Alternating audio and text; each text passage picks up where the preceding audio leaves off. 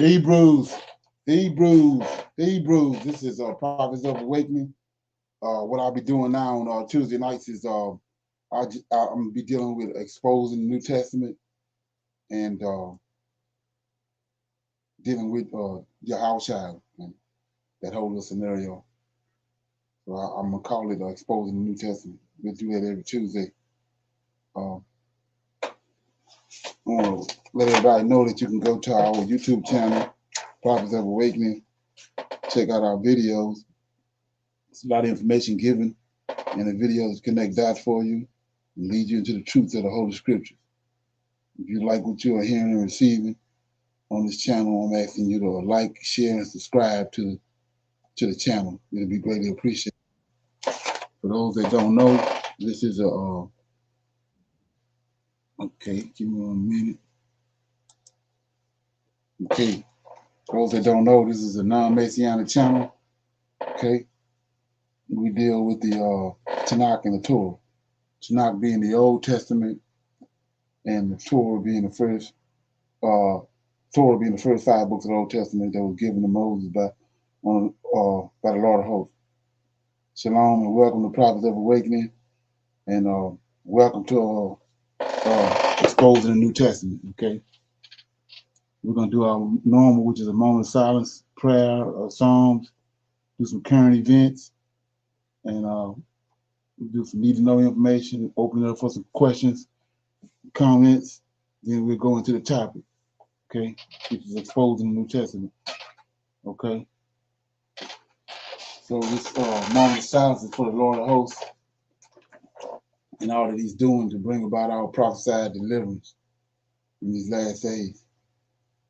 Oh Lord, we pray unto the Lord our God. We make our confessions, oh Lord, the great and dreadful God, keeping covenant and mercy to them that love Thee and to them that keep Thy commandments.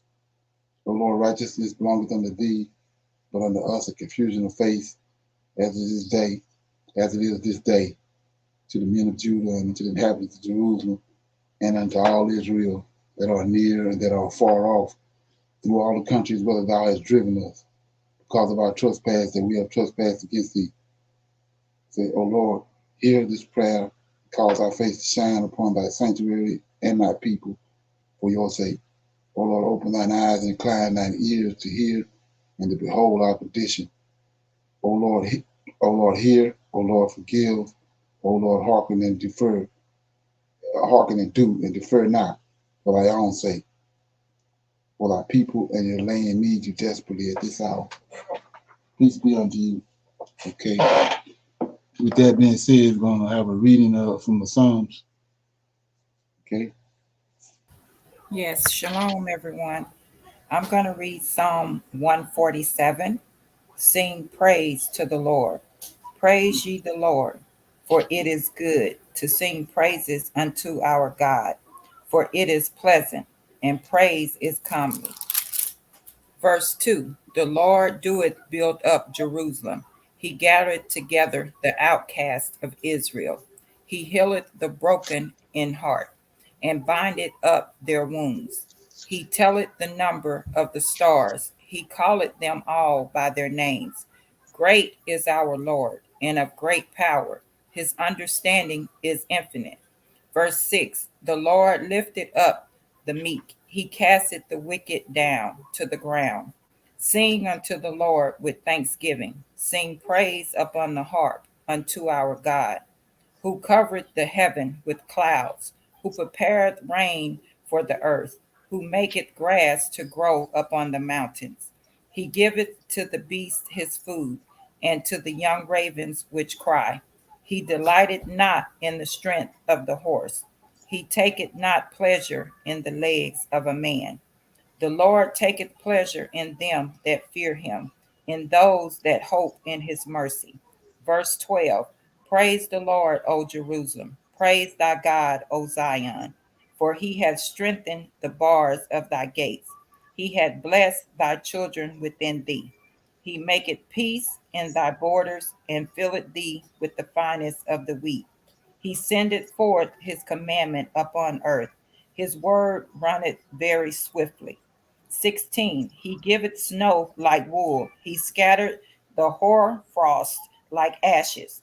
He casteth forth his ice like morsels. Who can stand before his cold? Verse 18. He senteth out his word and melted them. He causeth his wind to blow, and the waters flow. He showeth his word unto Jacob, his statutes and his judgments unto Israel. Verse 20. He had not dealt so with any nation. As for his judgments, they have not known them. Praise ye the Lord. That was Psalm 147. Okay. Praise to the Lord. Okay, yeah, I'm gonna shine a light on the last two verses because this is why it's so important to find out who the Israelites are. It says at 19, he showeth his word unto Jacob, that's the 12 tribes, and his statutes and his judgment unto Israel, that's the 12 tribes. You notice Jacob and Israel is in that verse, so he changed Jacob's name to Israel. So 20 says, he have not dealt so with any other nation, and as for his judgments, they have not known them. Praise ye the Lord. So we see right here in these two verses that it's only Israel that has been dealing with him and with heaven. And not only that, he lets you know that he haven't the rest of the nations he haven't even dealt with in that manner. Only Jacob he's shown his judgments, and the rest of the nations haven't known them. So that goes back to what I was explaining when it says Jacob I love, Esau I hate. So we said Jacob he loved because the Most High loves judgment. He gave him judgment. He gave him statutes, commandments, and judgments. So he loved Jacob because Jacob had his judgments. And he hated Esau because he hated robbery and usury. And that's what Esau is. Esau robbed Jacob of his land and of his inheritance. And then he also participated in usury all over the world. It's the Most High creation. You got it bound up through these banks, loaning money out to people. He's the one behind that.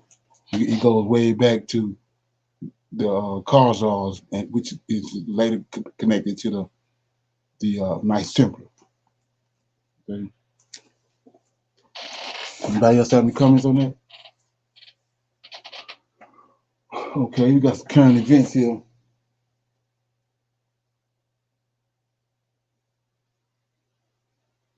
Okay.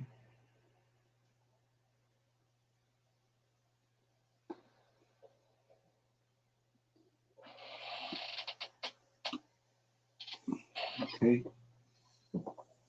Computer running slow.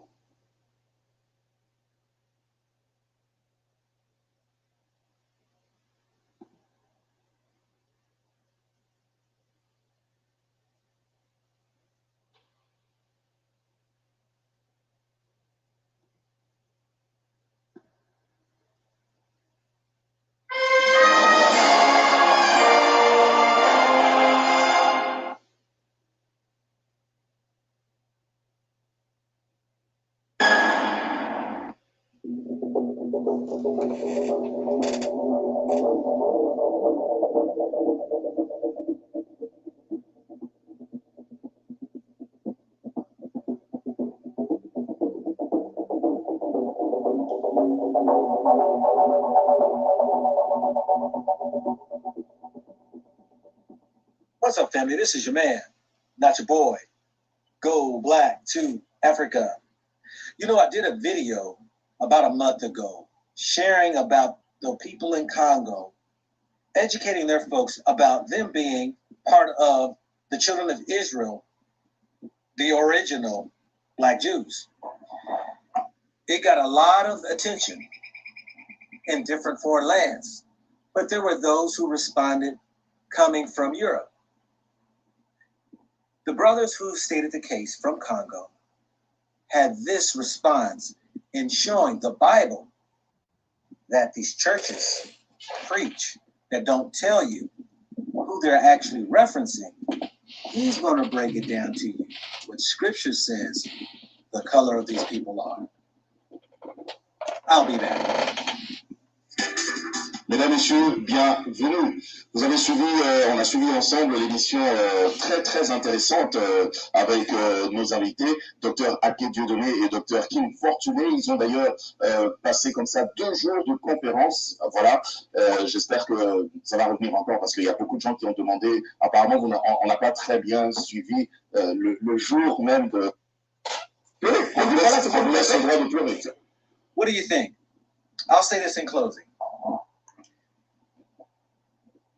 Either you can accept the truth or you can do away with the truth. But the battle and the war of those who want to be the origin, the original, will always cause a division. Because people know to be the original, the first, gives you much benefit by the natural spirit of the Most High. So, whatever you believe, whether you are or not, the question of it is, would you let somebody come in and take your birthright? This is your man, not your boy. Bringing you another gold nugget that you can either pick up or you can kick it aside. Think about it. Think about it. Think about it. Okay. Any comments on that? Yeah, they was talking in African, so I took it to the end. Let me get this.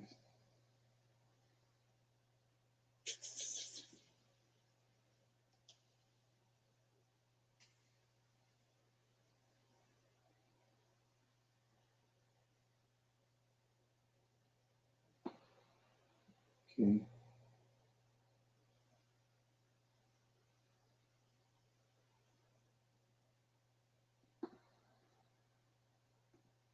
Have stopped lending, plunging the U.S. economy into a credit crunch in 2023. With Bloomberg reporting that U.S. bank lending has slumped by the most on record in the final weeks of March, a nearly $105 billion drop in lending in just 2 weeks. This credit crunch greatly increases the chances that America is going to have a deflationary recession or depression at some point in 2023. And in fact, we could already be in it, everyone, particularly in the manufacturing sector, everyone, where the ISM manufacturing index fell to 46.3 in March. That's the worst reading for new orders, output, and employment in the manufacturing sector since 2009. And ultimately, everyone, this is going to lead to an increase in layoffs and job losses, and not just, layoffs in the headlines at tech companies. We're going to see the unemployment rate start to spike in America in the second half of 2023. In fact, we're already seeing a big increase in unemployment claims. Data from the Federal Reserve shows that continued unemployment claims has surged since September, when it reached a bottom at 1.3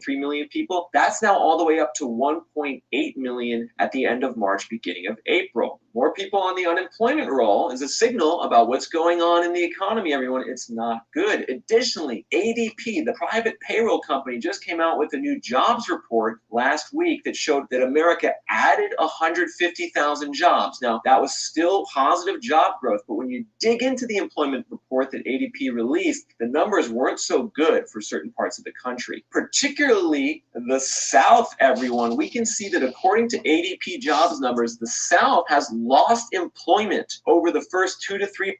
So, like I was saying before, we at that point where it's telling us we saw it's nothing new under the sun. We saw how when it was time for us to our captivity to be over with, the people, the other nations increased. They wickedness and their attitude toward us increased. And so at the end, when the Most High sent Moses back to deliver the Israelites, notice the Pharaoh told them to start making brick without straw. He increased the punishment. So we see that happening right now in America and around the world, especially in America, are these people starting to change. They're getting wickeder and wickeder because they see that their position on the planet is dwindling, and they see us rising, and so they didn't task it up. This is one of the examples. He says that most of this unemployment is in the north, in the south. That's where we at. A little more close.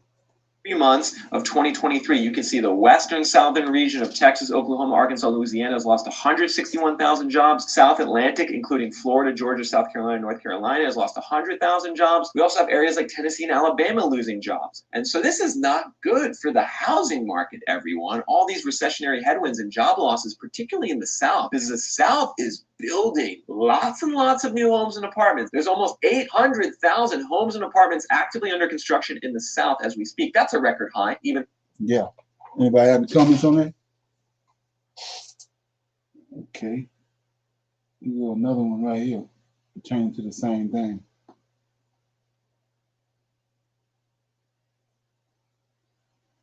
I don't know if nobody heard this.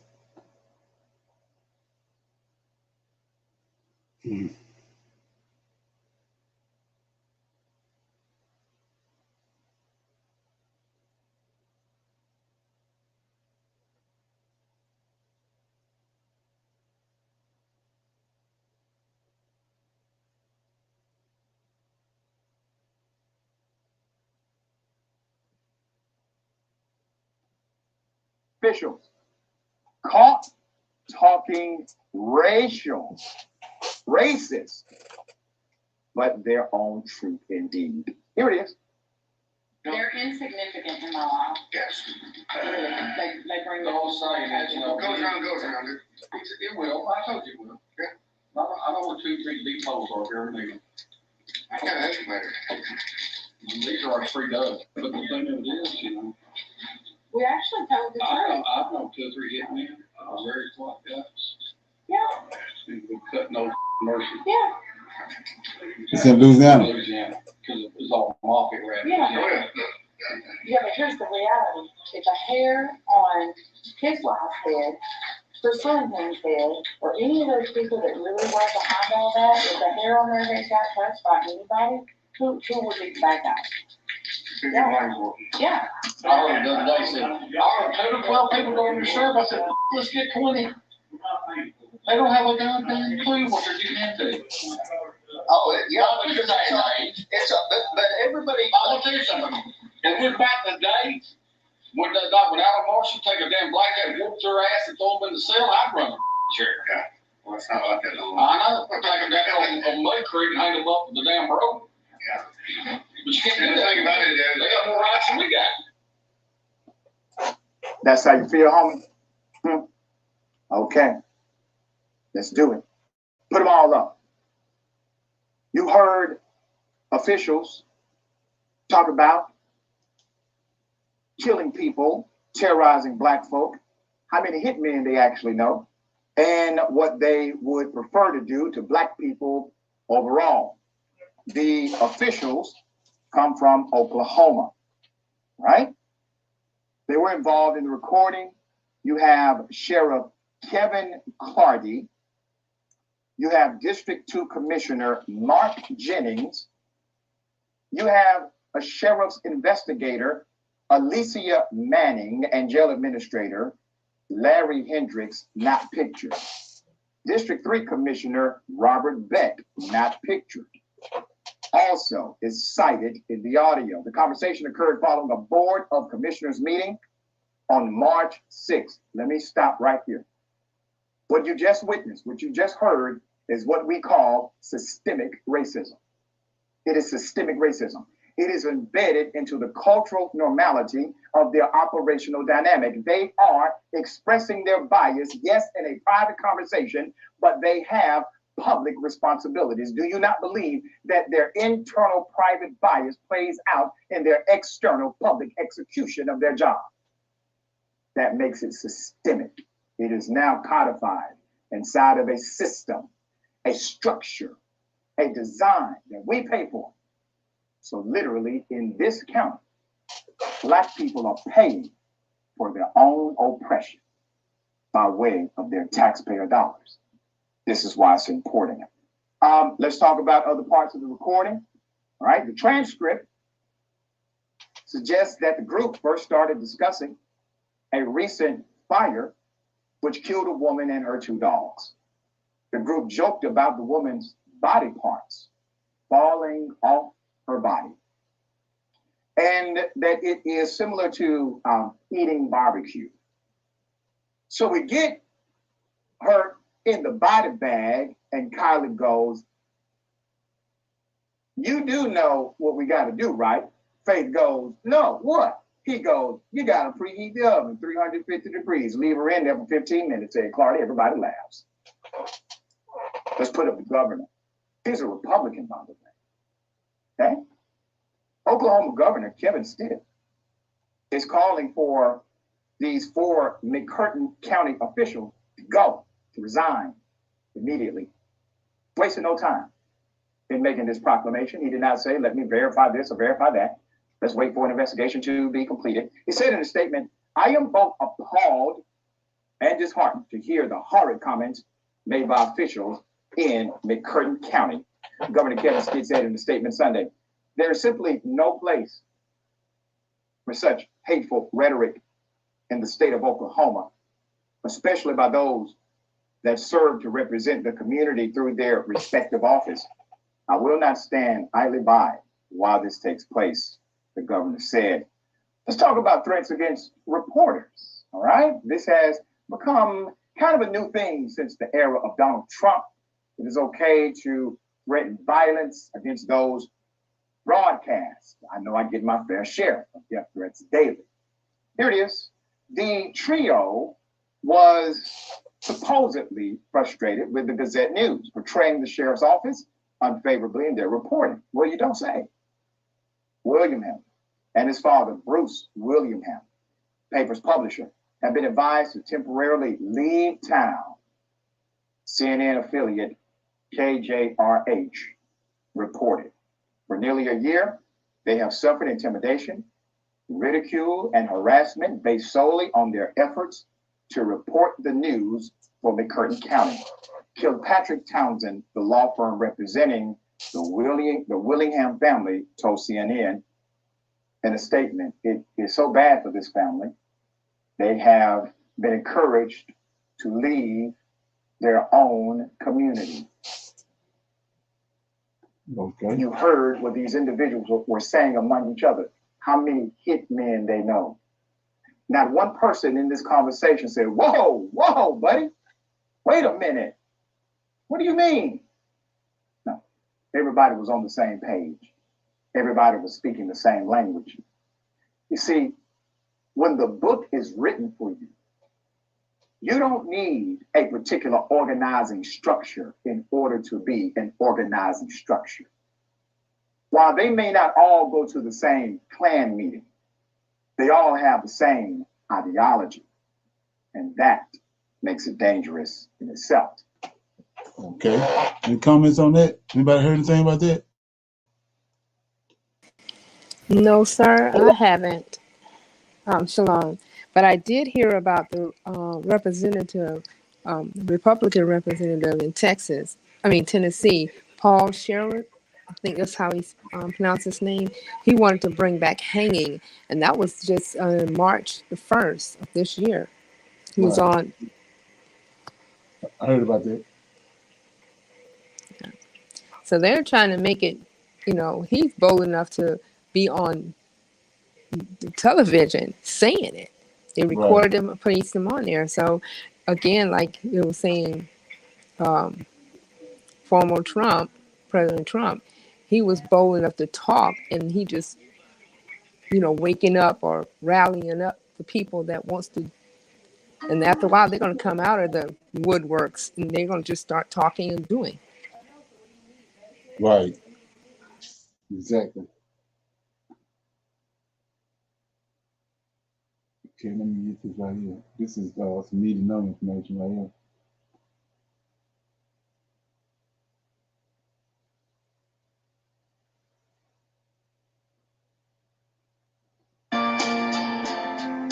Welcome back to CBS Mornings. This morning we are hearing from the family of a black 16-year-old teenager who was shot after he went to the wrong door to pick up his young twin brothers in Kansas City. Ralph Yarl's family says he went to the wrong address on Thursday night to pick up his little brothers, and after he rang the doorbell, he was shot once in the head and again after he fell to the ground. Ralph was released from the hospital this past Saturday. He's been recovering at home. The man who allegedly shot him, 84-year-old Andrew Lester, has now just been charged. We're joined by Ralph Yarl's mother, that's Cleo Nagby, and the family's attorney, that is Lee Merritt. This is an interview that you'll see first on CBS Mornings. I don't know where to begin to express how glad we are, Ms. Nagby, that your son is okay. It seems like a miracle and a blessing. Lee, it's good to see you as well. But I want to start with you, Ms. Nagby. Can you bring us up to date on how Ralph is doing under the circumstances and what his condition is at this time? Good morning, and thanks for having me here. Ralph is doing considerably well. Physically, mornings are hard, but his spirits are in a good place. I borrow from his spirits. He is in very good hands. Can you tell us, Ms. Nagby, the extent of his injuries, where he was shot, and what exactly happened to him that night in terms of his injuries? Ralph was shot on top of his left eye, that I would say in the left frontal lobe, and then he was shot again in the upper right arm. He was shot. He had the bullet in the up here for about, let's say, up to 12 hours before it was taken out. So that injury is extensive, and it's the residual effect of that injury is going to stay with him for quite a while. He's home, but I want to remind everybody that Ralph is home because he's surrounded by a team of medical professionals. I'm a nurse for almost 20 years. His aunt is a physical therapy. His uncle is a medical professional. That's why he's home. So let's put that into perspective. Yes, that's a very good point. What did the doctors tell you about how he was able to survive this injury? I couldn't believe it when we heard on the news that he was home and walking and talking. So yesterday I talked to his pediatrician, and she said, so the CT said that there is just minimal fragments of the bullet in his brain. And I said, yes. And she's like, how? And I said, I don't know how. And she's like, bless God. And that's all I could say, because if she doesn't understand how, I don't understand how. Because if you get shot at that close of a range and the CT said that and the doctor don't understand how, then I don't understand how. Yeah, none of us understand how. We're just all glad, Ms. Nagby, that he's alive. Lee, I'm going to get to you in just a second, but I want to know from his mother, exactly what did your son tell you happened that night? So his brothers were supposed to go for a sleepover because they didn't have school the next day. And in this day and age, as parents, we're quite leery of sleepovers. So we said, you guys can stay out with your friends, but you have to come home before 10 o'clock. So it was about 9:45. I was like, Ralph, can you please pick up your brothers for me? Being the kid he said, okay. But he's not the kid that travels with his phone, so he didn't take his phone. Yes. And he was like, okay, I'm going to pick them up. And he mistake the street for the terrace. So he went, and it was 1100. That was the house address. And he went and rang the doorbell. And he was supposed to stay outside. And his brothers were supposed to run outside, get in the car, and they come home. And that was what was supposed to happen. And while he was standing there, his brothers didn't run outside, but he got a couple of bullets in his body instead of a couple of twins coming out and giving him a hug. And that's all I can say. I don't think I can speak anymore. Yeah, I know. It's very difficult. It's very difficult even to hear the details. Lee, the man who has now been arrested, has now been charged. At first, there was no arrest in the case. He says that he feared for his life that night. What do you think when you hear that response? Well, it sounds awfully familiar. We know that Blackness in and of itself, just being Black, has been seen as a threat often in this country. And so when we hear him say, I feared for my life, and we know that the only thing he was being confronted with was a 16-year-old ringing his doorbell, it is obviously unjustifiable for him to decide to use deadly force against this so-called threat. But again, blackness is not a threat.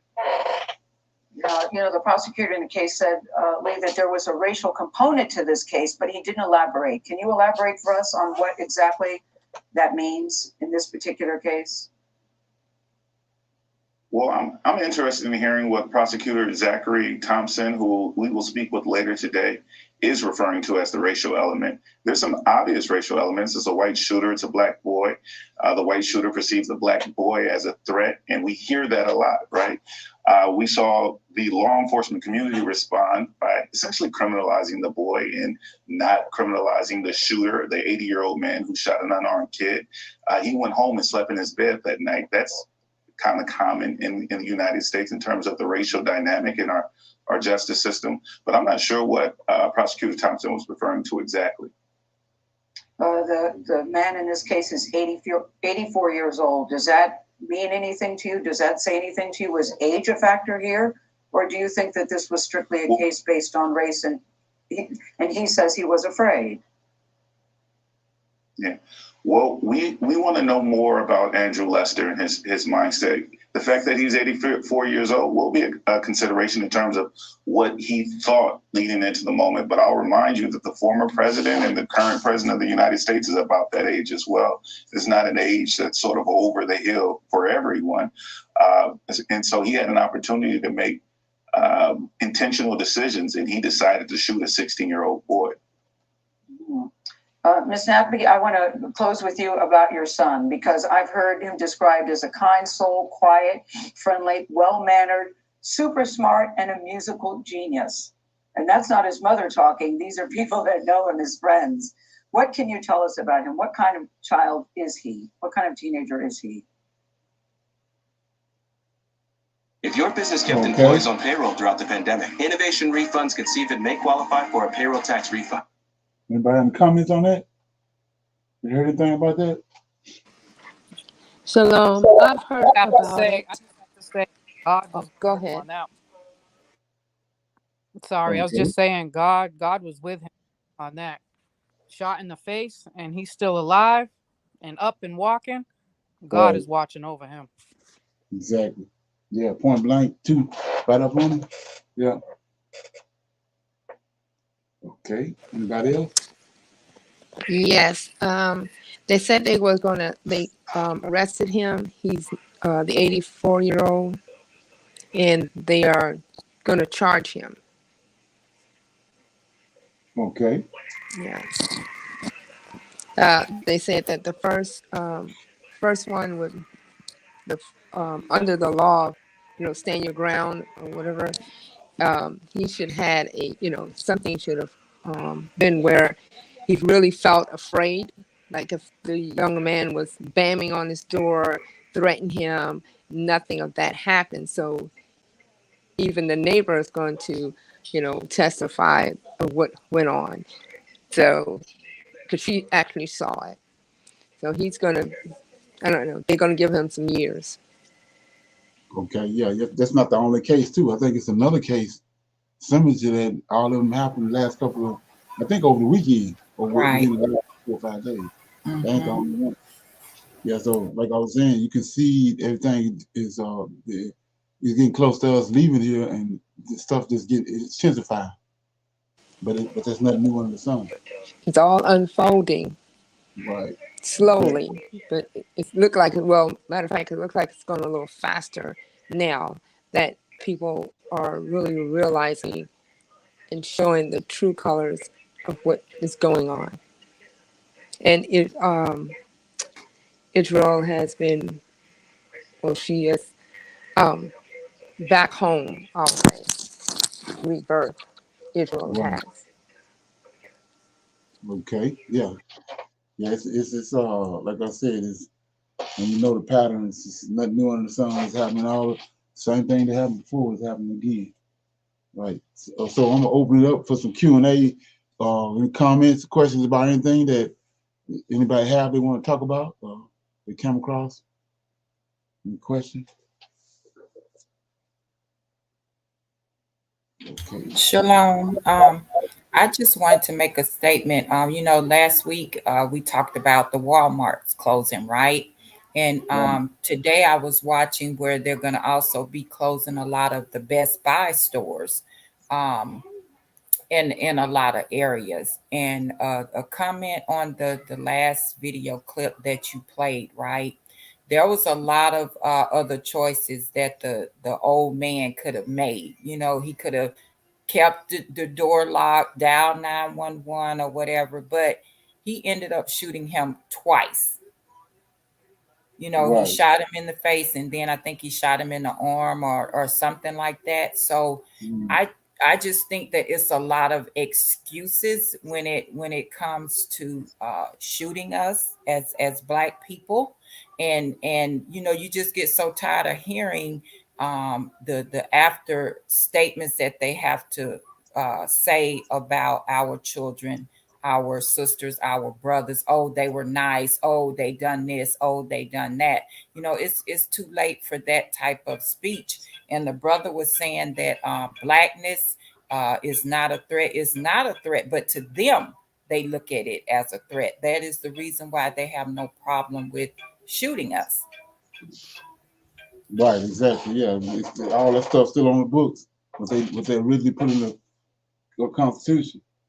Like the guy was saying on that they on the same accord with all that. Even though they in public positions, they on one accord on how they're gonna deal with us and how they feel about us. Yeah, you're right, Mr. Leonard. And on top of that, we already know George Soros started Black Lives Matters. We Right. can see all of this. These are a trend of Edom. You Right. know, it's just what the media is telling you. At the end of the day, they control it all. They tell you what George Soros paid people to riot. Exactly. So we already see what they're doing too now. I get it. I understand one side of it, but it's another side of it. Right. Exactly. And when you understand the dynamics of, especially with Esau and Jacob, then they got a hatred for us. It's beyond just saying that black and white. It's spiritual. We go way back. So uh, a good book to read pertaining to that is I think the Malcolm X and the Muslims wrote it. Is the connection between the Edomites and the transatlantic slave trade. How they the ones that set that doctrine up on the black and white thing and the hatred of the Jews, hatred of the Israelites. It's all can be traced back to Esau. Matter of fact, the Pope that started the transatlantic slave trade was Edomite, or Pope Innocent. Yeah. Yeah, you're right. You're right. Right. So yeah. Anybody else have anything? Yeah. So like I was saying, this discussion that I want to start I want to deal with this more. Uh, because we're at that point. A lot of it. More people are searching, and so I'm gonna go back to that at least every Tuesday. I'm gonna deal with that Howard Shah exposing him and the New Testament and the whole everything that goes around with it, because there's more information coming out. So I'm gonna go with this one right here first. We'll listen to a little bit of it, then we'll talk about it. Rabbi Tobias Singer, the king of the Jews, with me today. How are you doing, Rabbi?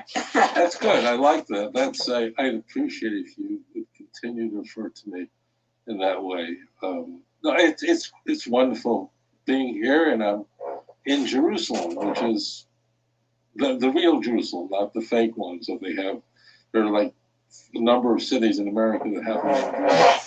I'm really just right now taking over for it. I'm in Jerusalem. Great to see you, Derek. I'm glad we're able to get together like this. It's wonderful.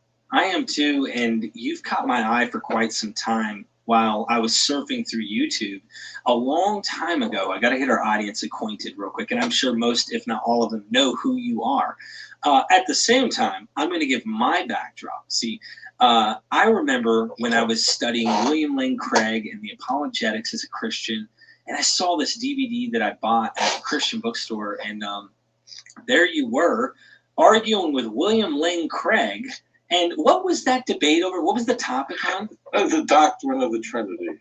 Yeah, so William Lane Craig, he's a very nice fellow, and we were on air doing a debate, as it turns out, on a Christian station. I mean, very, very fine man. Just nice things to say about him. And he's a leading Christian apologist. And I'm probably the only Jew. When I say Jew, I mean Jewish Jew, as opposed to the non-Jewish Jews. I don't know what that means. You know what I'm talking about. Like I'm not like Bernie Sanders Jew. I mean, I'm real. Anyway, so so we debated the doctrine of the Trinity on, what was it called? I forgot this. Faith on Fire. What was called Christ for the, I don't know, whatever. Faith on Fire with. We had a really good time. It was very exciting. And on my channel, I'll actually give you the video. You can upload it on your channel. So we had a really good time talking about the doctrine of the Trinity, and it was very important for the listeners, the viewers, to understand that the doctrine of the Trinity is a Christian invention, and it's also idolatry, because it is a core doctrine of the church that encourages people to worship a man as God. The Torah said, it is amazing. So the Torah explicitly says, Numbers 23, verse 19, God is not a man. He won't lie. He's not immortal. He will not change his mind. Psalm 146, verse 3. It's very beautiful in Hebrew. Al tiftachu b'nadivim b'ven adam she'ein lo teshua. Do not put your trust in princes or the Son of Man where there is no salvation. I mean, it's so explicit. Like, what Hosea 11:9. I am God. I'm not a man. So it's irrelevant whether you want to philosophically wonder, can God come in the form of a man? The Torah, which all Christians agree is the Word of God, says it'll never happen. Just like Catholics can argue, well, I can just pray to the statue, and God, if he wants to, can manifest himself in an icon, if I'm Greek Orthodox. But the Torah says just don't worship statues, and if someone's doing it, stay far away from it. Anyways, he's really a very interesting fellow, and we had a really good time. But as it turns out, most Christians just really rarely read the Jewish scriptures. Now, they'll read isolated stories for sure. That means certainly Christians are reading about creation. They're certainly reading about the flood. They're reading about Abraham. Of course they are. But virtually, I'm not saying none, but very rarely does yeah, that's what I mean right here about they're dealing with the stories, the Christian, the south side of it, but the meat of it, like he's saying in Numbers, it tells you God is a man, that he can't, he can't come down to earth as a God, he's not a man. And these angels not men. I mean, they're not humans like us, so we can't come down and we can't either he a human or he an angelic being or supernatural being, or he a man. If he a man, there's no way he can be God. It's impossible. A Christian ever have read the book of Isaiah from beginning to end. I mean, studied it. 66 chapters or 52 chapters of Jeremiah, 48 chapters. They just don't. And even the few studious that do, and it's very rare, there's some that do, they're certainly not trained in Hebrew. That means they're reading it through a utterly corrupt translation. Not all translations are man-made, but these Christian translations are deliberately corrupted. they alter what it says in the original Hebrew scriptures so that the Jewish Bible appears Christological. This is a nightmare for Christians. Rabbi, you bring up a good point, and this is where I'd like to probe. I think this is going to be good. Our audience will appreciate this. So, and we might as well start where this begins and develop. I saw a video where you had a gentleman who was a Christian who was trying to, stand up for Christ, and he brought up that they will pierce my hands and my feet using Old Testament scripture. Well, I'm sorry if I refer, and your audience may hear me say this, coming from a Judeo-Christian background, I use terms like Old Testament, and I hope they don't. It's no big deal. Just understand, no one will. The only thing is the Jews will hate you, and besides that, it's fine. There's nothing really. I mean, Jews, 15 million. Besides that, the Eskimos won't care.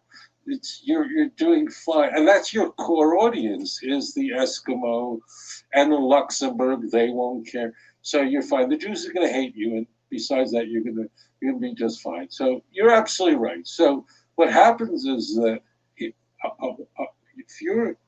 you grow up in the Christian world, I want you to listen very carefully because I'm not making this up. So virtually no Christian school in America, none. In America, the United States is a very religious country, teaches Hebrew to Christian children. If you want to learn Hebrew, you'll do that at Moody Bible Institute when you're 20. You can take Hebrew at Christ for the Nations in Texas, but you're not going to get that like a Jewish kid does. So, this is very important because all Christians believe that the Bible, the Hebrew Bible, is written in Hebrew, and that's the original language. It's a sacred language that God conveyed eternal messages through the prophets to the world, created the world with the Hebrew language, and they're taught languages like Spanish and even more interesting Latin. That's useful. They're learning Latin. Like, who is that for? Like, to speak to a guitar? Like, where does that come up? So this is an insanity in the church. That's why I feel bad for Christians, because they have no access to the original.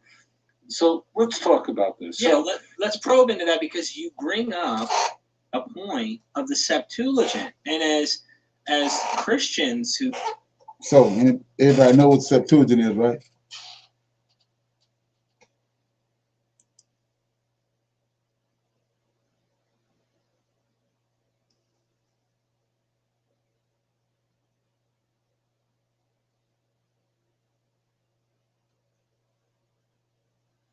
Okay. So everybody knows what the Septuagint is. No, sir. Septuagint is the back when,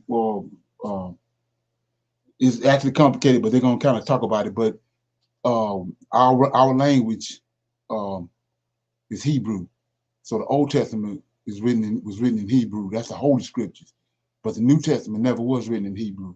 The New Testament was written; it came about in Greek. Back in during the time of the third beast, when they was all in Alexandria with the library, they concocted the New Testament.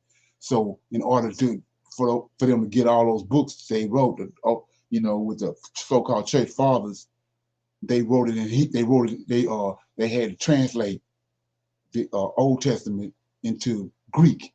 That's what the Septuagint is. So they got 70 so-called Jews. These were the fake Jews. They got 70 of them, and they translated our book to Greek. That's what the Septuagint is. It's the Greek version of the Old Testament. And so from there, because they didn't want to deal with the Hebrew, they wanted to deal with Greek. So they translated it when they was in Alexandria. They had 72 of those Edomite Jews to come to Alexandria, Egypt, and they made a copy, a translation of the Old Testament. So that word Septuagint means 70. That's what it's tied to. And you got so many brothers now harping on this Septuagint. They want to refer back to the Septuagint and not understand it. That's where our drama started in. So we'll listen to a little more of this. You got any questions on that?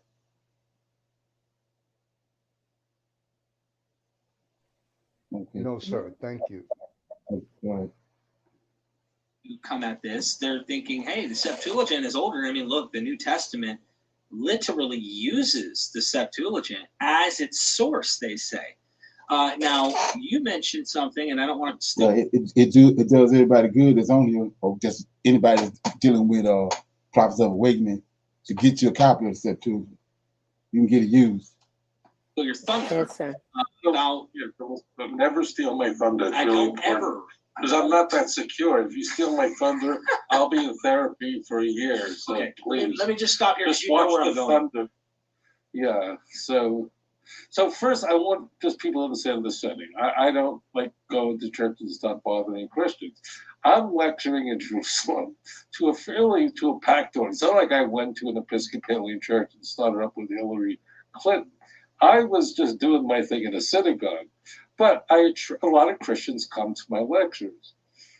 As it turns out, there was a fellow, he doesn't like to call himself a Christian, incidentally. This fellow likes to call himself a believer in Yeshua, whatever.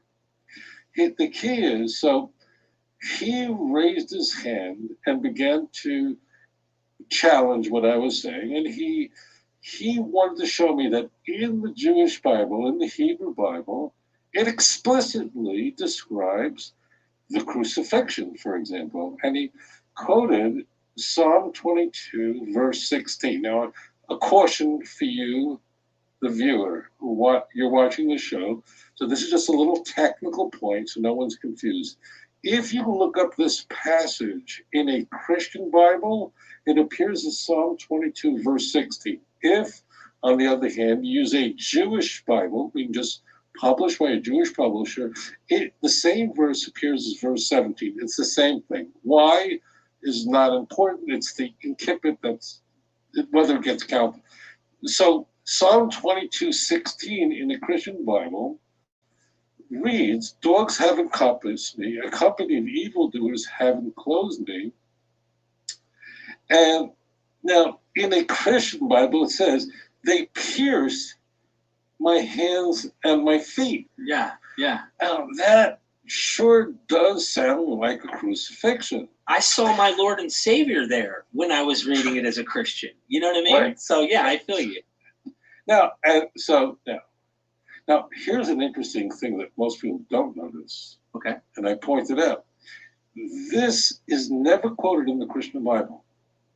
And that should make you just start thinking, if it really said that in the Hebrew, did the writers of the New Testament just didn't think that was important enough to mention? That's inconceivable. Now you understand why. The text doesn't say this at all in the original Hebrew. The original Hebrew says that, first of all, King David wrote this. King David's the author of this. He's speaking in the first person. He's not saying, in the future, this will happen to someone. He describes wild animals, wild dogs, have encompassed me. Evildoers, because he's betrayed on every side. And now the last three words are critical. In Hebrew, it says, Ka'ari yodai v'raglai. 3 words. Ka'ari. But what does that mean? Well, I'll give you an idea. So Ari means a lion. If you remember, when George W. was president, he had a press secretary. His name was Ari Fleischer, and occasionally you see him still in the news. Yeah. Ari Fleischer. What does his name mean? Ari means a lion. This is an animal that, as you could imagine, appears very frequently in the Jewish scriptures. So Kari, the prefix, means like a lion. Yodai, my hands, for raglai, my feet. Like a lion, all my enemies are at my hands, my feet. What does the church do? It's mind-blowing. So imagine you've got these words, like a lion, that are at my hands and my feet. And you've got it on Microsoft Word. You selected the words like a lion, so you have now white letters on a blue background, okay? You tap your delete key, they disappear. And then you type in, they pierced. The text now is made to read, they pierced my hands and my feet. And so the Jewish scripture, the Hebrew Bible, listen very carefully. So that's what I said over and over again about typology. This is done all through He's a created, concocted character, and they did it like this right here. And they started it by changing the Hebrew scriptures into Greek, and then being able to understand what the scripture was saying. Then they came in and they injected it. This started around the time when Constantine hijacked Gnosticism, and doing at the Council of Nicaea, they started doing this, injecting all these terms and verses in there, inserting him into the scriptures. He never was in the scriptures, but they started inserting him in there. So this is what he's talking about. And they used the Septuagint to do it. Was raped. I selected that word. Was raped by the church, not by these innocent, sweet Baptist from Arkansas. These young men and women have no idea this has been done. Was altered by the church in order to make it appear Christological. This was done in the 2nd century, a very long time ago. Christians are not walking around going, oh, I'm really lying here. They really believe it says they pierced me in my feet. Now here's the caveat you meant to say to me. So if you pose this to a Christian, if you go to your pastor and say, you say, hey, what's going on here? I heard a rabbi say that in the original Hebrew says, like a lion around my other feet. What's the deal? Why does it say this in my King James? So this, I guarantee you, is going to happen. You'll say, well, in the Septuagint, which is a very old translation of the Hebrew Bible into Greek, older than Christ, that's what you're going to hear. And it says they pierced my hands and my feet, and it's true. But here's what's not true. Here's the scam. Here's the show game. Here's how you deal from the bottom of the deck. Again, warning, your pastor is not trying to deal from the bottom of the deck. He is taught this in seminary. They all get this. So your pastor is not an evil guy, heaven forbid. This is standard fare in seminary. They're told that the writers of the New Testament, or in this case, not in the New Testament, most Christians don't even realize that they were just following this ancient Greek translation of the Bible. Now, what's the story about the Septuagint? You can hear the Latin word Septuagint, you hear 70. As the story goes, 2,200 years ago or so, 70 or 72, there's a reason, it's not important why there's a difference. Numerological, but yeah. Just to say 72 learned men. We have a lot of ancient sources. This is real. This is real. This is these Jews. He ain't gonna tell you that. Jews like him. Very real. And you're right, Mr. Leonard. That's the only Jew I like right there. I'm telling you, I like him. Right. 2,200 years ago, a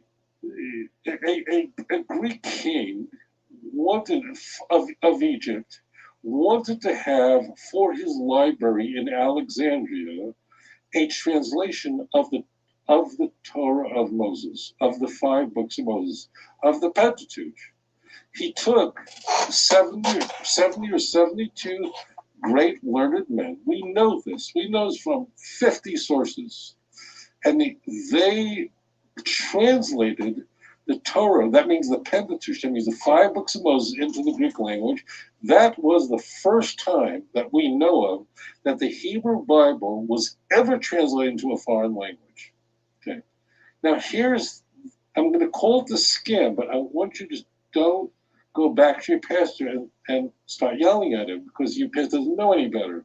He's I'm sure a good guy, a terrific lady. She's a terrific lady. This is what they're told. So what happens is they say, so in that Septuagint, these learned rabbis translated Psalm 22, verse 16 as pierced. That's the scam. The original Septuagint was only the 5 books of Moses.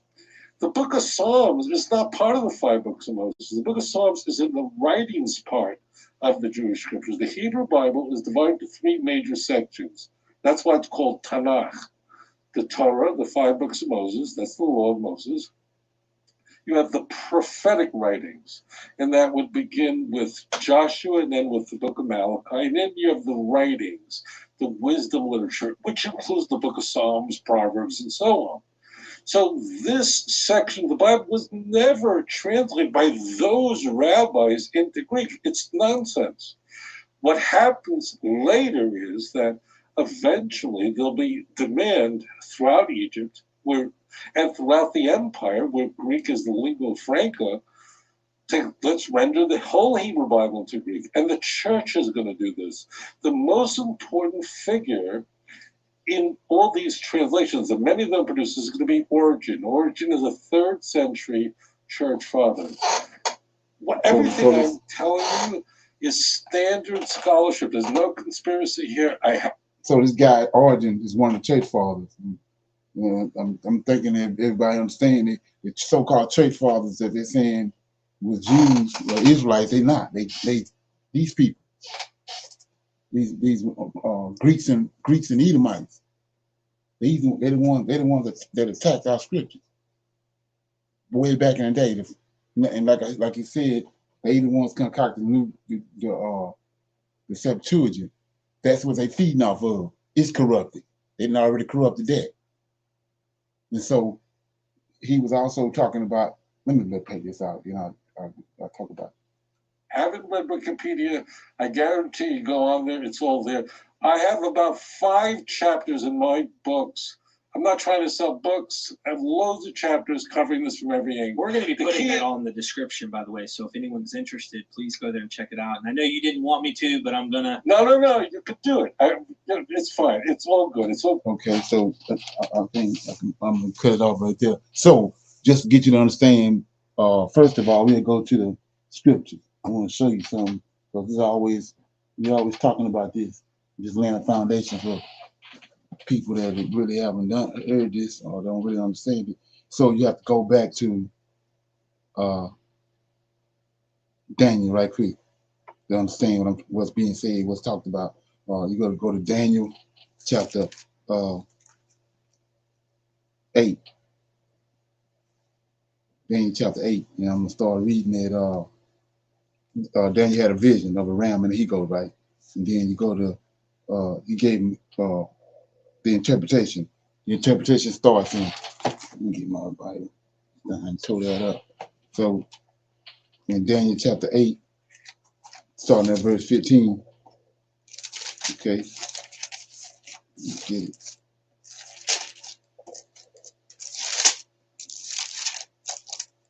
Daniel 8 and 15. Gabriel came to give him the interpretation of the ram and the he-goat. And when you say ram and he-goat, it's 4 beasts that's supposed to come upon the earth. The first one was the Babylonians. The second one was the Medes and Persians, which is the ram. The third one is the Greeks, which is the he-goat. So he tells them right in verse Daniel 8 and 15, and it came to pass when even I, Daniel, had seen the vision, I sought for the meaning, then there stood before me as the appearance of a man, this Gabriel. And I heard a man's voice between the banks of the Uliah, which called and said to Gabriel, there it is, Gabriel, make this man to understand the vision. So Gabriel, came near where I stood, and when he came, I was afraid, and I fell upon my face. But he said unto me, understand, O son of man, for the time of the end shall be the vision. Now, so right here, this already, you got to get an understanding right here. The end, you're not talking about the end of the world, because the world's still going on right now. We on YouTube. It ain't the end of the world. She's talking about the nation Israel. The nation Israel gonna come to an end. He tired of dealing with the Israelites because they keep turning against him and betraying him. So he gave Daniel the vision to show him that he's gonna do away with the nation Israel. So 18 says, now as he was speaking with me, I was in a deep sleep on my face toward the ground, but he touched me and set me upright. This is what Gabriel did to Daniel. And he said, behold, I will make thee know what shall be in the last end of indignation, for the time appointed the end shall be. Like I said, it's the end of Israel, not the end of the world, the end of Israel as a nation. He's giving Daniel this information. Verse 20, the ram, he's going to tell you exactly who this is. The ram which thou saw having 2 horns are the kings of the Medes and Persians. That's the second beast that's already came. Then he says, 21, and the goat is the king of Greece. And the great horn that is between his eyes is the first king. That's Alexander. That's the third beast, the Greeks, right? The Septuagint was translated into Greek just when it happened during this time. So he says 22. Now that being broken, where four stood up for it, four kingdoms shall stand up out of the nation, but not in his own power. So the third beast, the Greeks, when Alexander died, the Greek kingdom was divided up into four parts. It's not over.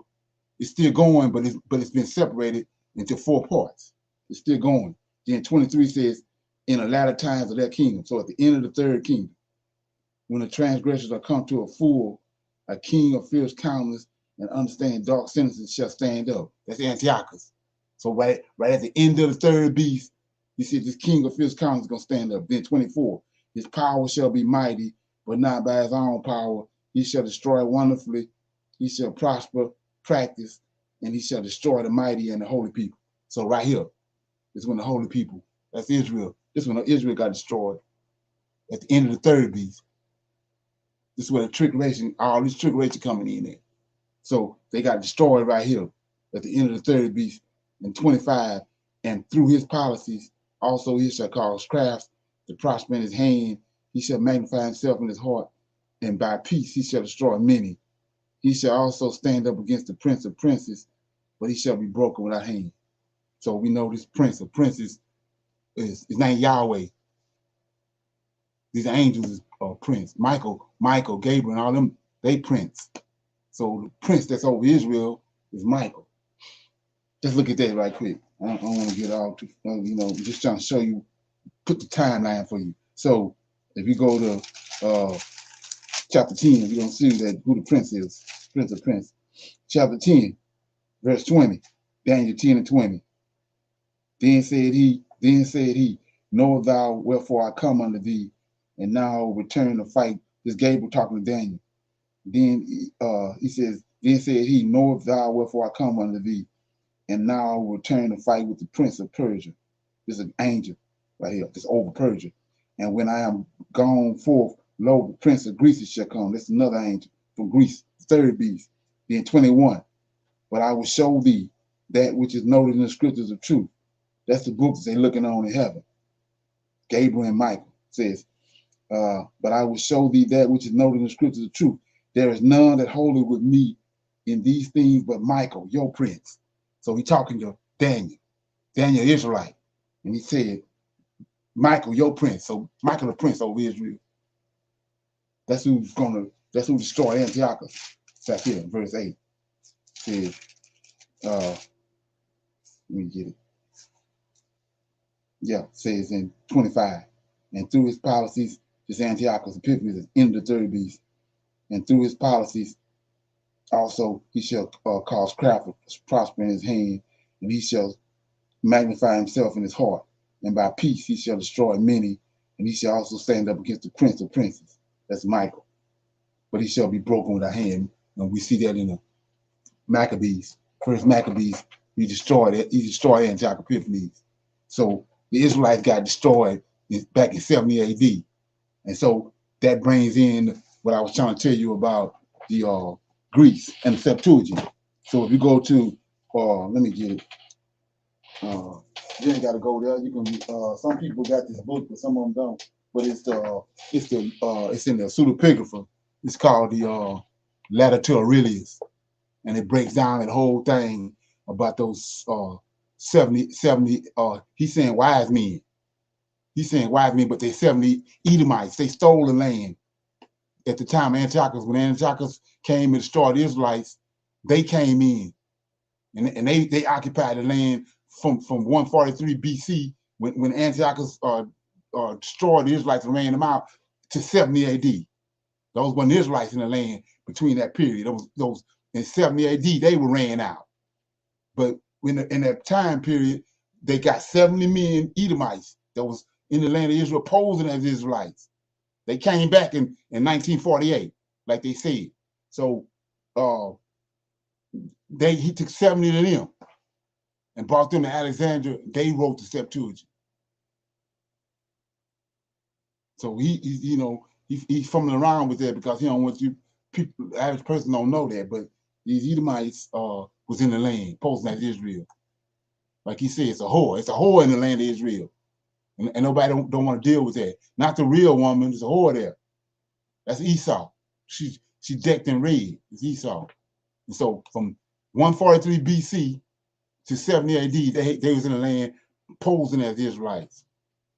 That's when they wrote the Septuagint, recopied the Septuagint. So let's look at that. I'll deal with this part right here, and then, like I said, next week we can go into something else. So you say, what are you talking about? You go to Malachi, the last book of the Old Testament. And so it amazes me how you have these so-called Christians, when all this information being broken down and showed to them, they still want to come back with some kind of comeback when there ain't no comeback. So you go to Malachi chapter 1. So it says, the burden of the word of the Lord to Israel by Malachi. I have loved you, said the Lord. Yet ye say, wherein hast thou loved us? Was not Esau Jacob's brother, said the Lord, yet I love Jacob. So I brought that up. I told you why he loved Jacob. Because he gave Jacob judgments. Jacob got the judgments. And Esau stole, and he a robber. That's why he hate Esau. Because Most High hates robbery. So 3, and I hate Esau, and I laid his mountain and his heritage I laid his heritage to waste for the dragons of the wilderness. Wherefore, here you go right here. This is 1948. They came back. Wherefore, Edom said, they in the land of Israel. Edom said, well, we are impoverished, but we will return and build the desolate places. It's only one desolate place. Got destroyed by Antiochus Epiphanes. Israel got destroyed. The nation of Israel got destroyed by Antiochus, not by Titus and Vespasian. So it says, 4, wherefore Edom said, we are impoverished, but we will return and build the desolate places. Thus said the Lord of hosts, they shall build, but I will throw down. They shall be called the border of wickedness. So we're going to see where this border is at. The border of wickedness and the people against whom I have indignation forever. Then he says 5, your eyes shall see, and ye shall say, the Lord will be magnified from the borders of Israel. That's where they at. They stole the land of Israel, posing as Israelites. And he ran them out in 70 AD. Titus and Vespasian came and ran them out. And he gave them safe passage to Spain. That's why all hell broke loose from Spain. The Nina and the Pina, Santa Marina came from Spain. Portugal area, the Edomites over there. That's where all the fake Jews was at. And so in 70, they concocted these 2 world wars, and in 1948 they came back to the land of Israel. Over there right now, post, and it's all right here in the prophecy. They returned in 1948. We know the prophecies that the Most High told us about Israel, it ain't happening over there. They done came back. The world think they came back, but it's not going to according to Scripture, because they're not the real Israelites. But this is where the people getting tricked off at. So if you go to Psalms 83 right quick, I'm just laying a foundation for people that don't know about this stuff. Psalms 83. It says, keep not silent, right? This is Asaph, Psalm of Asaph, David's chief musician. Keep not thy silence, O God. Hold not thy peace, and be not still, O Lord, for thy enemies make a tumult, and they that hate thee have lifted up a head. It's Esau, Japhet. So it says, they have taken crafty counsel against thy people, and have consulted against thy hidden ones. They have said, come, let us cut them off from being a nation, that the name of Israel may no more be in a remembrance. For they have consulted. It says, hold on 1 minute.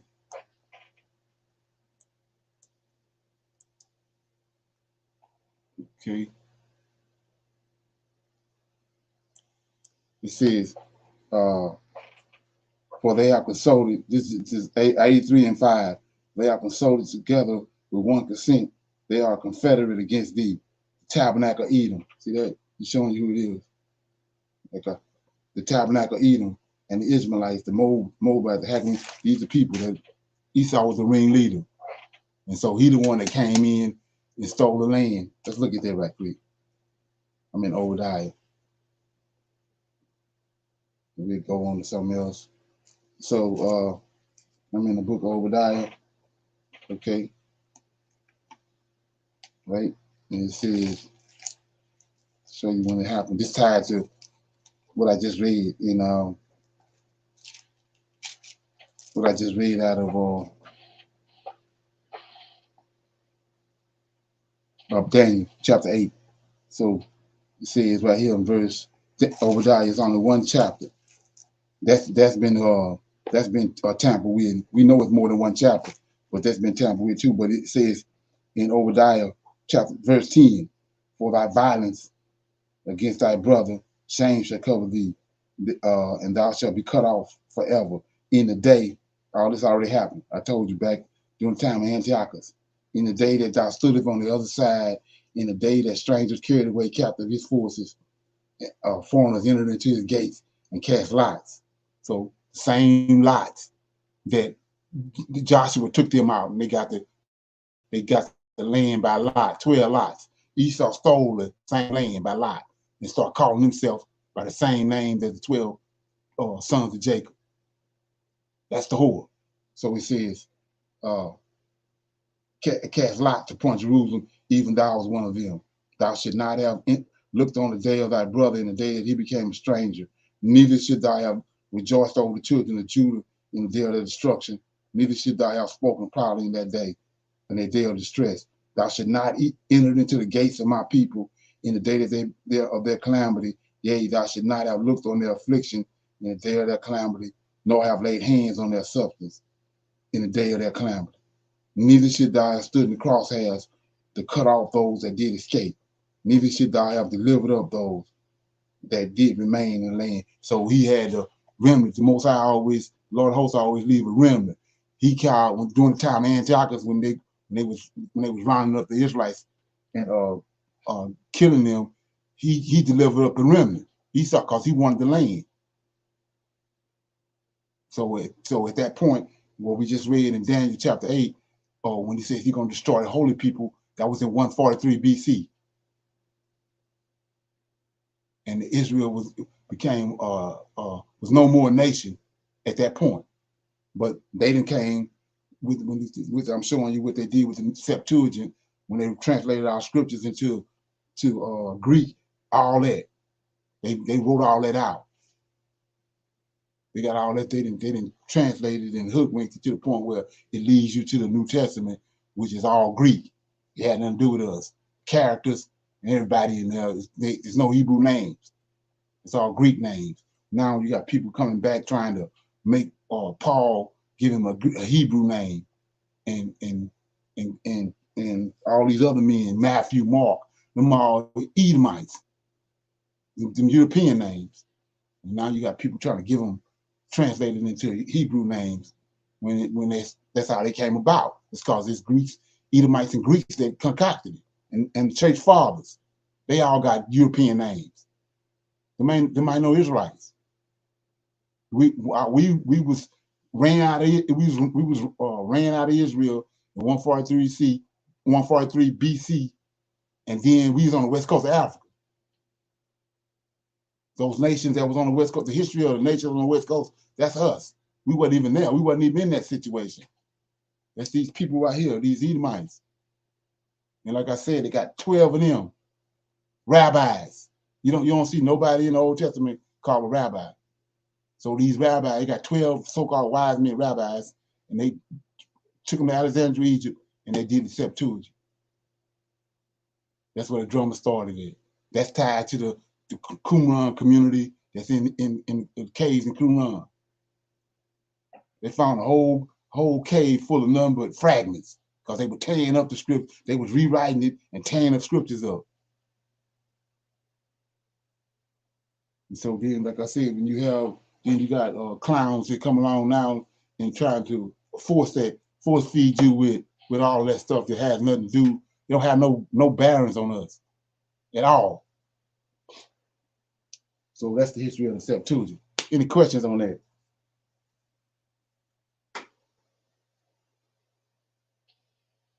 Any questions? Okay, so with that being said, I'm gonna play one more of these This is we had these conversations before. I'm just trying to bring in other people that's not familiar with up to par. So right here, this is I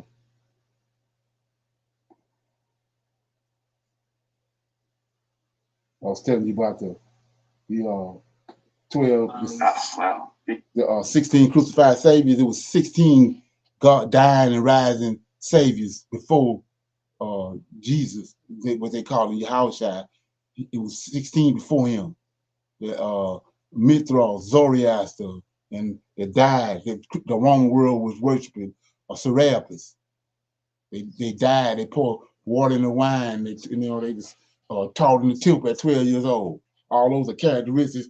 That's what the Most High is talking about when you make a god, right? That's the making of that's how you make a god. You take all them characteristics and put it on them. It's all come from paganism. So anyway, let's look at this. So right here, they comparing the life of Caesar with Jesus, because they turned Caesar into a god while he was alive. He had all those same characteristics. Born of a virgin, 12 years old, he taught in the temple. All those characteristics, he turned water into wine. Same thing. So let's look at it. He's another brilliant mind who we gratefully cite and use. It's not the complete answer, but what a dramatic step in the right direction he made. Yeah.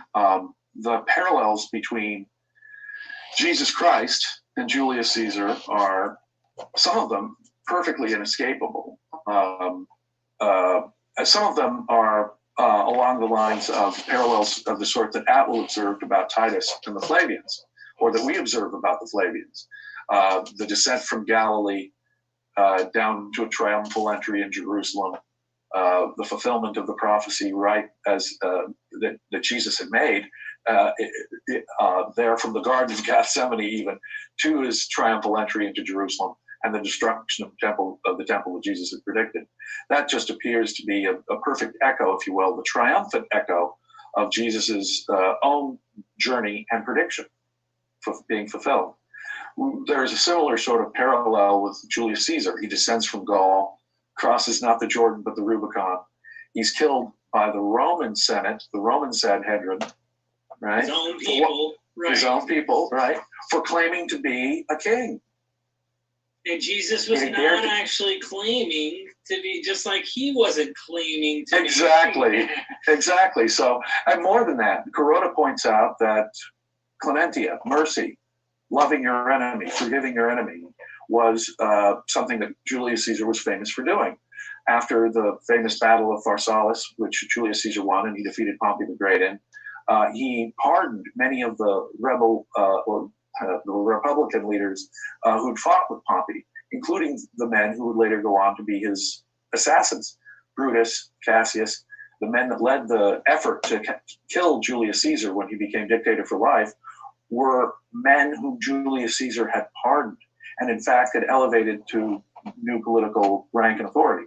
So Julius Caesar loved. So like I was saying before, when you don't understand certain things, you're never gonna go in this direction. But once the light is shining on it, means like it stick out like a sore thumb, And then, like I said, you have people that's brainwashed and don't want to consider these things when it's right there in your face. It's crazy. Of his enemies, Julius Caesar was compassionate to those who'd been bad to him, only to be killed by them. So in effect, Julius Caesar was a martyr to his own mercy, to his own compassion, to his own loving of his own enemies.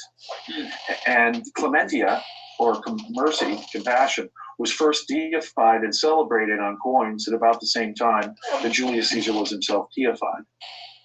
There are a lot of smaller details you can get into too, but Cassius's cognomen, Longinus, Cassius Longinus. Well, the Roman who spears Jesus is named Longinus, right?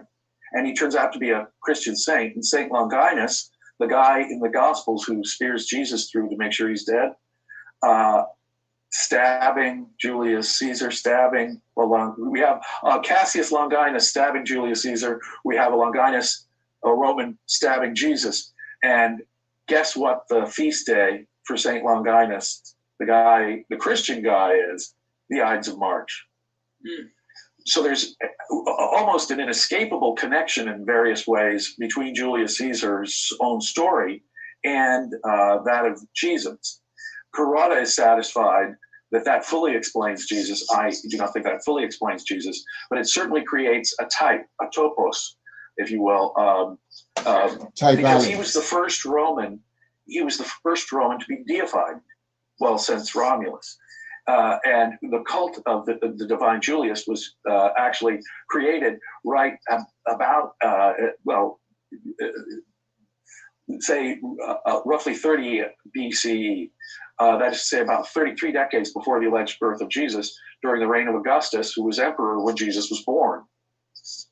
I think we need subsequent information sources to create a Jesus, including Hebrew scriptures, including the Flavians, including cult gods like Serapis, syncretistic gods like Serapis. I think we need a variety of sources to fully account for all the features of Jesus. But on the other hand, when the Flavians themselves would create the second dynasty of Roman emperors, they only had the Julio-Claudian model to work from.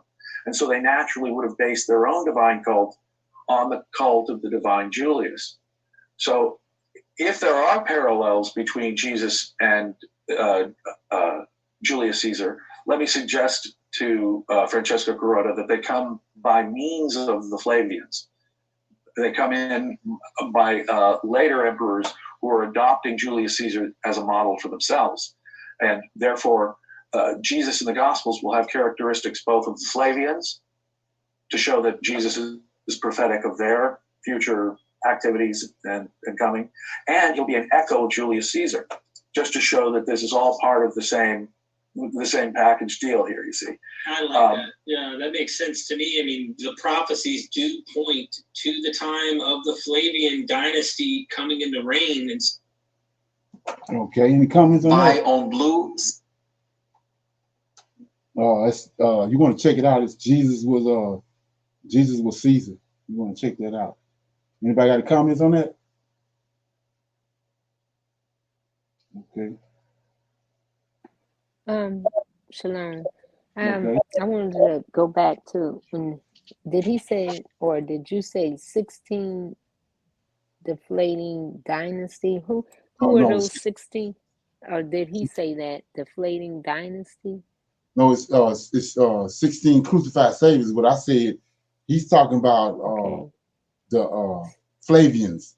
You familiar with that? Flavians. Okay. You know what that is? No, I was trying to figure if that was he was saying that. You had a IIUS. That's Julius. That's the last 3 letters on the end of Julius Caesar last name, right? Yes. So that's a household. These are people. When you understand who they are, just like over in Great Britain right now, you got those the Windsors. They descended from those fallen angels, those 200 fallen angels. They descended from that. That's why they using these names. So you had the first 6 or 7 emperors. They had that ISUS on the end of their name. And then after them came the Flavians, which was, Vespasian, and that group of people. These are people that when it eventually got to Constantine, they're the ones that was writing the narrative. It's a story that the story of JC in the New Testament is a process which is still ongoing now, because they constantly changing the scriptures, changing it and every time some more information come up that expose it, they do another version of a new version of the Bible and reword it and start writing stuff out of the scriptures or changing to make it better. But those Flavians are the ones I credit to originally starting the story. They wrote Mark. They wrote the book of Mark. It was just one book they had gospel. Then those other ones is adding to the story. Luke, And Matthew did violently. John put the stamp on it because there was so much stuff, holes in the other three. When they concocted John the one put it all together. Like for example, when he said, "In the beginning was the Word." We don't need him to tell us that. It already tell you in the beginning who was there in the beginning. Let's look at it. It says in Genesis chapter 1. It ain't Yahushua either. It ain't Jesus. So it says Genesis chapter 1. In the beginning. See that we don't need nobody else to come tell us that. He's telling us right here. In the beginning, God created the heavens and the earth, and the earth was without form and void, and darkness was upon the face of the deep, and the Spirit of God. That ain't Jesus. That's the angel. Angel are ministering spirits. So it's the angel Yahweh and the angel of God. Ain't no man moving on the waters. And can't no man come down in a woman's womb. Can't no angel come down in a woman's womb and be born out of a woman. So this ain't no man right here. Can't be a man. The whole earth covered with water, and whoever this is moving on the water. This ain't no man. It ain't your house shot.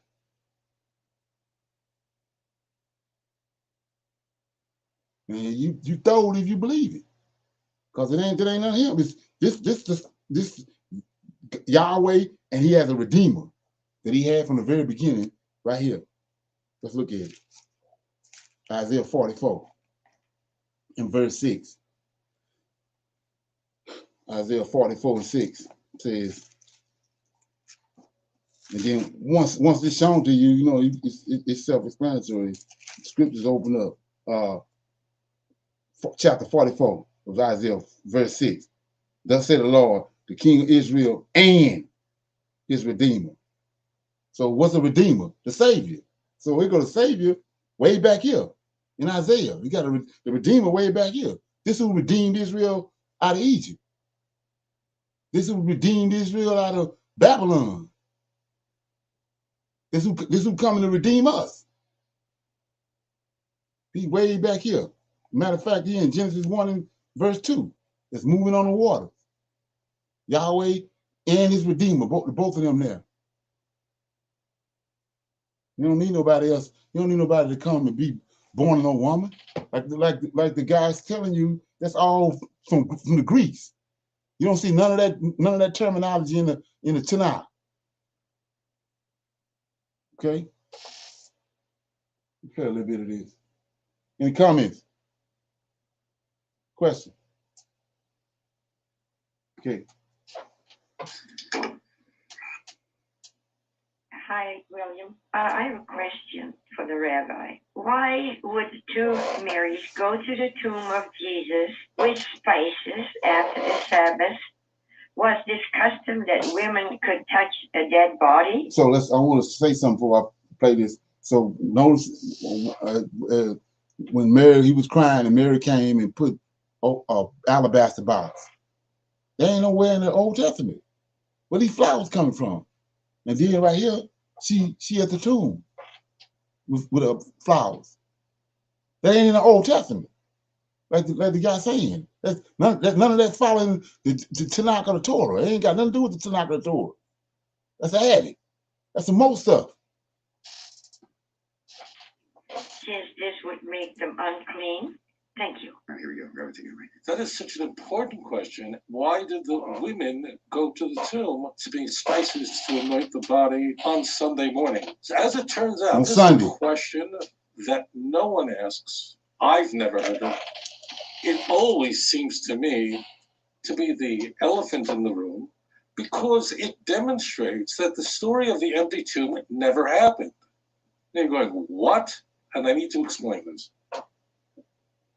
We are told in the Gospels, not all the Gospel, we're told, let's just take Mark as an example, the last verse of Mark 15, the first verse of Mark 16, that after the Sabbath, Mary Magdalene and Mary, the mother of James, Salome, they brought spices to anoint Jesus' body. That was the reason why they went to the tomb Sunday morning. In Luke, we find a very similar story at the end of Luke chapter 23, verse 56. They went home to prepare the spices and perfumes, and then the women rested on the Sabbath in obedience because they kept the law of the Sabbath. You don't prepare spices up during Shabbos. And very importantly, on the first day of the week, that means now we're going to Luke 24, verse 1. What do? The women took the spices they prepared and they went to the tomb. So we have these stories where the body of the crucified Jesus is buried before the Shabbos, and women come to the tomb Sunday morning because we forgot to anoint with the spices. So we have to put the spices on the dead corpse. Listen very carefully. First of all, if you're a Christian and you're easily offended, you should turn off the show and watch something else. I don't mean to offend, but this is a point that everyone overlooks. This story never happened. It's complete nonsense. And ask yourself this question. Did anyone that you know of in your life, in history, ever go to a tomb 3 days later because some anointment had to be placed on a now rotting corpse? It never happens. Let me provide the background, because the idea of having spices with the person who passed away is all over Jewish tradition, and it's important to explain. The moment the person dies, the body immediately is decomposing, immediately. And as you can figure out, the body that is decomposing, it won't take very long for the body to give off an unpleasant odor, which is considered a bizoyan hames. It's considered a disgrace to the dead person. Do you understand this? It means, imagine you're in Yerushalayim. It could be a hot day. It could be 90 degrees. And the body is now giving off an odor that is unpleasant. The point is, the body is decomposing. So they had techniques, and this is described in our literature, that when washing the body, they would sometimes add spices to that washing process. It's called a tahira. They would have spices in the shroud or around the shroud. There was a specific combination of spices that were so strong that would completely mask the smell of the decaying body. The point is that until you get inside the tomb, it could be hours and hours. So therefore, in short, the spices are added so that during the funeral procession, so that during the burial procession, no one smells the odor of the decaying body. That's the whole point of it. Once the body is buried, and I think you know where this is all going, nobody digs up a dead body, or in this case, if it's buried in a mausoleum or buried in a cave, no one uncovers a cave 3 days later to put spices inside. This is all complete nonsense. No one ever does, because there's no reason to do it. The whole point of adding spices, it's not like you have to have spices. If there's no spices with the body, then the body doesn't go to heaven. Has nothing to do with this. No mystery to all this.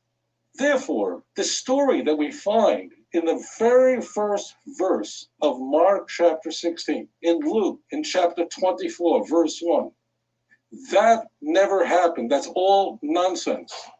There was no reason to go to a tomb after someone's been in it for 3 days. What are you trying to do? You're trying to make sure who can't smell the body. So how the heck did this ever wind up in a couple of books of the Gospels? The reason is...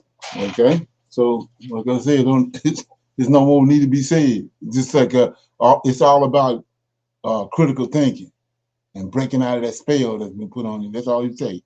Because once you come out of it, you can see you've been bamboozled. Okay. Anybody have any comments or anything before we vacate the premises? What I was, like I said, I'm gonna do this every Tuesday because it's we at that point. I got ample videos on the same topic, dealing with the New Testament versus the Old Testament on Prophets of Awakening. You got to go back to some of the earlier videos, and then I got a section on Prophets of Awakening called Uncomfortable Conversations with a Non-Messianic Jew. You can see, look at that too. It's like 12 different videos that breaks down a lot of what's being said now.